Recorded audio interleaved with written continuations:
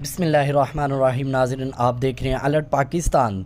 तो नाज़रीन, आप जानते हैं कि आज तहरीक लब्बैक का फैसलाबाद में बहुत बड़ा एक तारीख़ी जलसा होने जा रहा है। नाज़रीन, ये बाबा जी के होते हुए भी इस धोबी घाट में बहुत बड़ा तारीख़ी जलसा हुआ था और उस जलसे ने बहुत से इन जैसे कमीनों को हिला कर रख दिया था। नाज़रीन, आज का जो जलसा है वो भी इसी तरह ही है और लोग अभी से आना शुरू हो गए। आपको वो वीडियो क्लिप दिखाते हैं जिसमें सारा ये मनाज़र आपको देखने को मिलेगा। लोग किस तरह अभी से ही जाना शुरू हो गए, जलसे की तरफ जाना शुरू हो गए। नाज़रीन, ये तारीख़ी जलसा होगा। नाज़रीन, आप वो वीडियो देखें और कमेंट में ज़रूर बताएं। आने वाले वक़्त के लिए तहरीक लब्बैक या रसूलुल्लाह सबको अलर्ट कर रही है कि इंशाल्लाह 2023 के इलेक्शन में अब तहरीक लब्बैक ही इंशाल्लाह कामयाब होगी।